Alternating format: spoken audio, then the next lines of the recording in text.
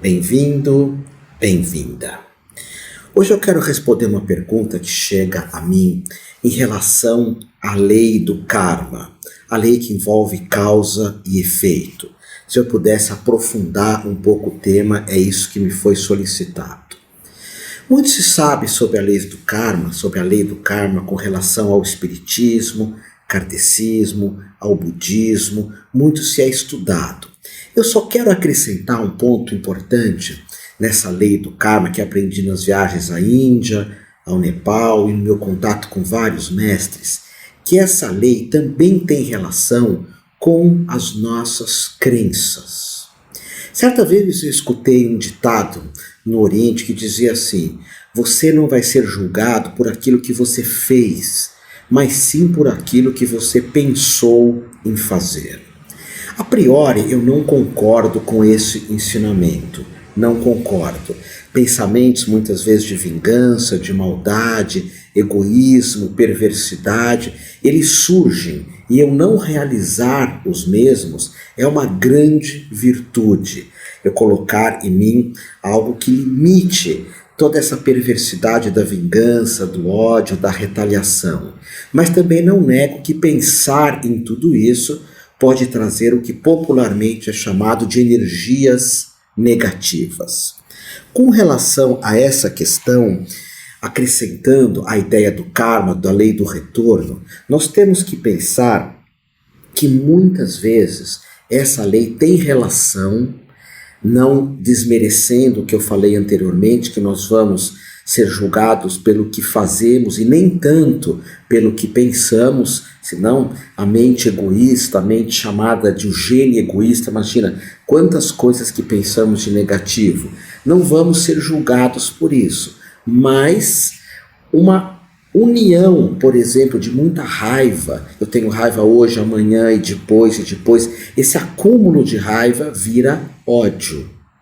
Um acúmulo de vários pensamentos perversos, negativos e errados, acumulando tudo isso, se cria um padrão de crença. E essas crenças negativas, ou seja, aquilo que eu acredito, pode trazer algo muito perverso na nossa vida.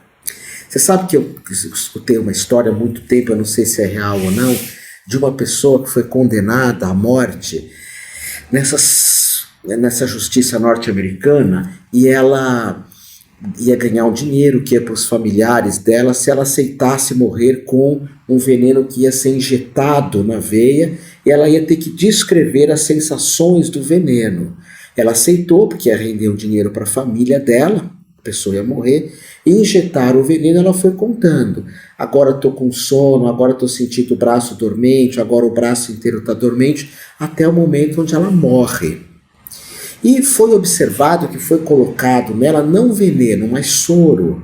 E ela acreditava, era uma crença, que aquilo era um veneno e que aquilo ia fazer mal para ela.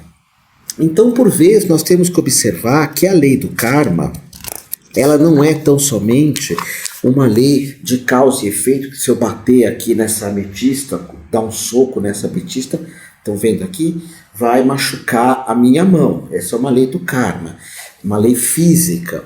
Mas também temos que notar que existem as leis das minhas crenças. Se a pessoa se culpa muito, ela tem um karma negativo disso. Se ela se julga muito, também tem. Por isso, por exemplo, quando fazemos Ho'oponopono, sinto muito, que é abandonar, ultrapassar algumas situações. Me perdoe, eu errei, eu tenho consciência disso. Então eu vou ultrapassar isso também. Sinto muito, me perdoe, te amo e sou grato.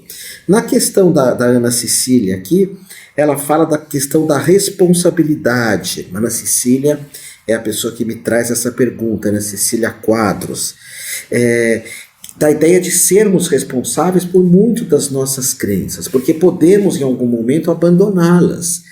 Ninguém diz que é fácil mudar uma crença, mas mais difícil talvez seja termos crenças que são negativas, que são perversas.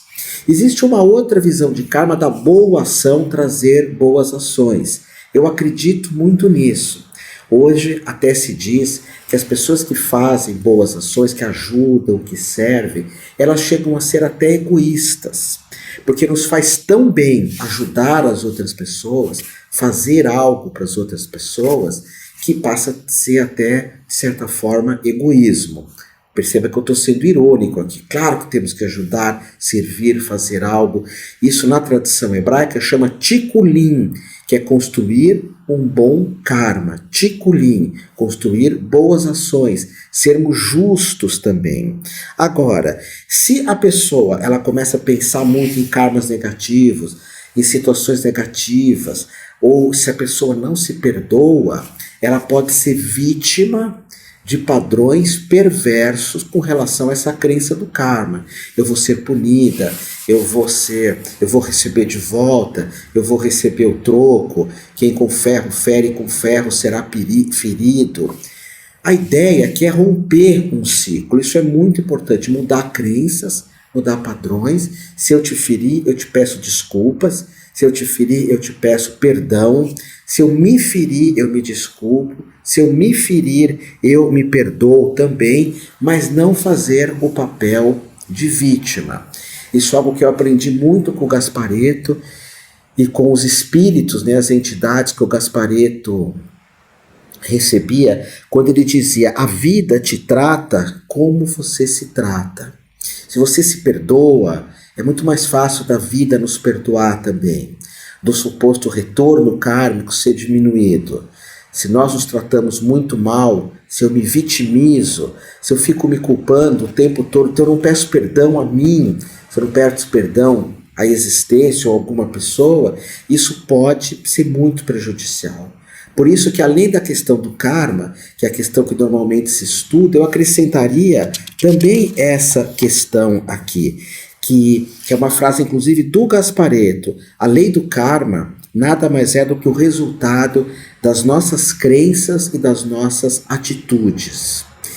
Eu que faço mapa astrológico, eu que trabalho com astrologia, eu dou aula de astrologia há mais de 30 anos, no mapa astrológico nós percebemos várias situações de erros, de falta de consciência. Pecado é isso, falta de consciência comigo e muito mais às vezes com o outro, que é egoísmo, que se repetem vida após vida pela astrologia reencarnacionista. Aquilo fica se repetindo, aquilo fica voltando. Daí é importante rompermos um ciclo. Então, para mudar um karma, como é que faz? Muda as minhas atitudes e muda a minha crença. Como é que eu faço para parar de fumar? Parando? A parar de ser corrupto? Parando? A parar de julgar mal as pessoas? Parando? É possível transformar muita coisa. Por isso que quando eu faço um mapa astrológico, eu ensino astrologia, eu gosto de falar muito mais do Dharma. Dharma é um caminho de vida que eu posso ter e devo ter. Eu gosto muito mais de falar do Dharma, que é o caminho, do que do Karma, que por vezes tem essa ideia de destino, mas muitas coisas a gente pode mudar. O que eu posso mudar? Essa é uma pergunta que você tem que se fazer, que todos nós temos que nos fazer o tempo todo. O quanto nós temos de arbítrio e o quanto que nós temos de destino.